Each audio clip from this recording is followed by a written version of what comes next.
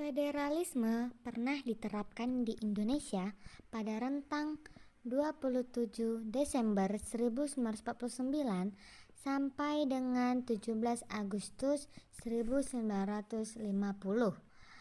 Pada masa ini, yang dijadikan sebagai pegangan adalah Konstitusi Republik Indonesia Serikat tahun 1949.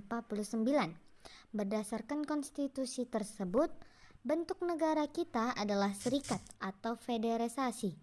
Bentuk pemerintahan yang berlaku pada periode ini adalah republik. Dahuluan, bentuk pemerintahan yang berlaku pada periode ini adalah republik.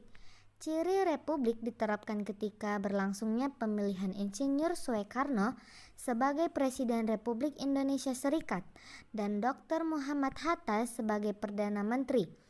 Sistem pemerintahan yang dianut pada periode dalam sistem parlementer kabinet semu.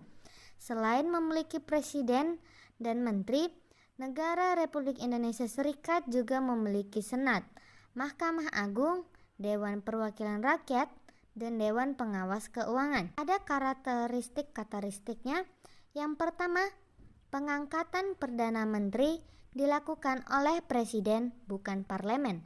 Kedua, kekuasaan Perdana Menteri masih dicampur tangannya oleh Presiden. Yang ketiga, pembentukan kabinet dilakukan oleh Presiden, bukan oleh parlemen. Yang keempat, pertanggungjawaban kabinet adalah Kepala Dewan Perwakilan Rakyat atau DPR.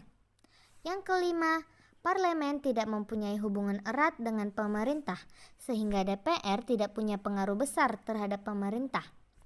Yang keenam, Presiden Republik Indonesia Serikat mempunyai kedudukan rangkap, yaitu sebagai kepala negara dan kepala pemerintahan. Bagaimana bentuk negaranya? Bentuk negara Indonesia pada masa konstitusi adalah federasi, yaitu negara yang di dalamnya terdiri dari negara-negara bagiannya. Masing-masing negara bagian memiliki kedaulatan sendiri untuk mengurus urusan dalam negerinya. Federalisme pernah diterapkan di Indonesia pada rentang 27 Desember 1949 sampai dengan 17 Agustus 1950. Pada masa ini yang dijadikan sebagai pegangan adalah Konstitusi Republik Indonesia Serikat tahun 1949. Berdasarkan konstitusi tersebut, negara kita adalah serikat atau federasi dengan 15 negara bagian. Bentuk pemerintahannya adalah bentuk pemerintahan yang berlaku pada periode ini adalah republik. Ciri republik diterapkan ketika berlangsungnya pemilihan Insinyur Soekarno sebagai Presiden Republik Indonesia Serikat dan Dr. Muhammad Hatta sebagai Perdana Menteri. Sistem pemerintahan Republik Indonesia Serikat. Sistem pemerintahan parlementer semu. Parlementer semu atau kuasi parlementer adalah sistem parlemen yang mempunyai peran penting dalam menentukan kekuasaan pemerintah, meski kedudukannya terbatas. Pemerintahan kuasi parlementer pernah diterapkan di Indonesia pada masa situasi Republik Indonesia Serikat. Ciri-ciri sistem pemerintahan parlementer semu yaitu 1. Kekuasaan Perdana Menteri masih ada campur tangan Presiden. Kedua, kabinet dibentuk oleh Presiden dan bukan parlemen. Yang ketiga, pengangkatan Perdana Menteri dilakukan oleh Presiden. Yang keempat, parlemen tidak memiliki hubungan kerja khusus dengan pemerintah, sehingga pengaruh DPR terhadap pemerintah terbatas. 5. Presiden Republik Indonesia Serikat merangkap tugas sebagai kepala negara dan republik pemerintahan. Sistem Undang-Undang Dasar Republik Indonesia Serikat. Republik Indonesia Serikat adalah suatu negara federasi yang berdiri pada tanggal 27 Desember 1949 sebagai hasil kesepakatan 3 pilihan dalam konversi meja bundar yang terdiri dari 1. Republik Indonesia, 2. Bijenkomst for Federal Overleg atau BFO, dan Belanda. Adapun negara-negara bagian dari Republik Indonesia Serikat antara lain 1. Negara Republik Indonesia atau dengan daerah status Q-Refill.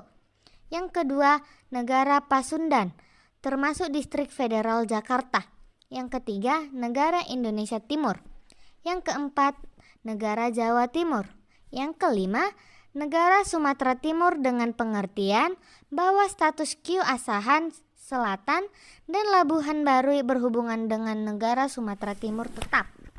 Gerakan Angkatan Perang Ratu Adil atau APRA. Gerakan Angkatan Perang Ratu Adil atau APRA adalah gerakan pemberontakan yang dipimpin oleh Letnan Kolonel Gatot Subroto di Indonesia pada tahun 1950-an. Gerakan ini bertujuan untuk menggulingkan pemerintahan Republik Indonesia dan mendirikan Ratu Adil sebagai pemimpin tunggal yang dianggap memiliki keadilan sempurna. APRA berakhir dengan kegagalan setelah pemerintah Republik Indonesia berhasil menumpasnya. Pemberontakan Andi Ajis di Makassar. Pemberontakan Andi Ajis terjadi pada tahun 1950 di Makassar, Sulawesi Selatan, Indonesia. Andi Ajis, seorang pemimpin lokal, memberontak melawan pemerintah Republik Indonesia Serikat atau RIS karena ketidakpuasannya terhadap pembentukan RIS dan penolakan terhadap kedaulatan pemerintah pusat. Pemberontakan ini berhasil dipadamkan oleh pasukan pemerintah dan Andi Ajis ditangkap serta dieksekusi. Kejadian ini menunjukkan salah satu tantangan utama dalam menjaga persatuan dan kesatuan bangsa pada masa awal kemerdekaan Indonesia. Gerakan Republik Maluku Selatan atau RMS. Gerakan Republik Maluku Selatan atau RMS adalah gerakan separatis yang berlangsung di wilayah Maluku Selatan, Indonesia. Setelah proklamasi kemerdekaan Indonesia pada tahun 1945, RMS menginginkan kemerdekaan bagi Maluku Selatan sebagai negara merdeka terpisah dari Indonesia. Puncaknya terjadi pada tahun 1950-an ketika RMS menyatakan kemerdekaan dan mendirikan negara Republik Maluku Selatan di Ambon. Namun, gerakan ini gagal dan RMS akhirnya ditumpas oleh pemerintah Indonesia pada tahun 1963. Meskipun Indonesia dari beberapa kelompok separatis di wilayah Maluku Selatan masih terjadi hingga beberapa tahun kemudian.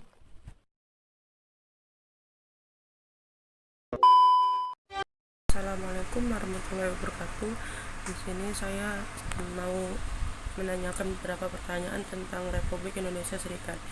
Sebelumnya izinkan saya untuk memperkenalkan diri. Nama saya Atika Khairani dari SMA Negeri 13 Medan. Dan sebelum lanjut ke pertanyaannya, tolong abang untuk memperkenalkan diri terlebih dahulu. Perkenalkan, nama saya Wahyudi, kuliah di UINSU, jurusan Hukum. Baik, terima kasih atas perkenalan diri abang. Oke, kita lanjut ke pertanyaannya, yaitu apa yang mendasari terbentuknya Republik Indonesia? Pada dasarnya, latar belakang pembentukan negara RIS tidak terlepas dari ambisi pemerintahan kolonial Belanda untuk berkuasa kembali di Indonesia. Meskipun Indonesia telah memproklamasikan kemerdekaannya pada tanggal 17 Agustus tahun 1945, ide pendirian RIS disampaikan oleh Van Mock, Gubernur Jenderal Belanda di Indonesia. Terima kasih atas jawabannya. Kita lanjut ke pertanyaan kedua, yaitu faktor apa saja yang menyebabkan Republik Indonesia tidak berlangsung lama? Banyak faktor yang menyebabkan singkatnya masa hidup RIS. Pertama, tidak satupun tokoh politik utama di Indonesia pada waktu itu yang bersedia mendukung keberadaan RIS.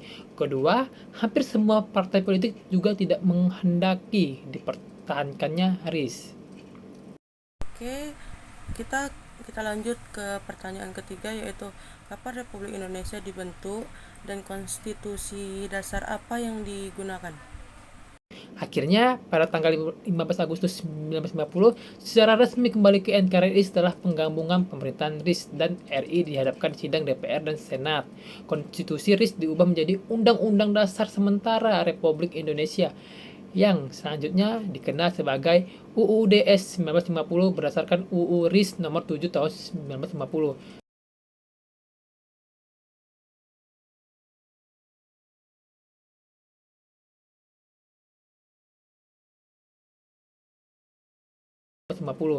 Sesuai hasil kesepakatan Konferensi Meja Bundar (KMB), bentuk Negara Kesatuan Republik Indonesia berubah menjadi Republik Indonesia Serikat (RIS).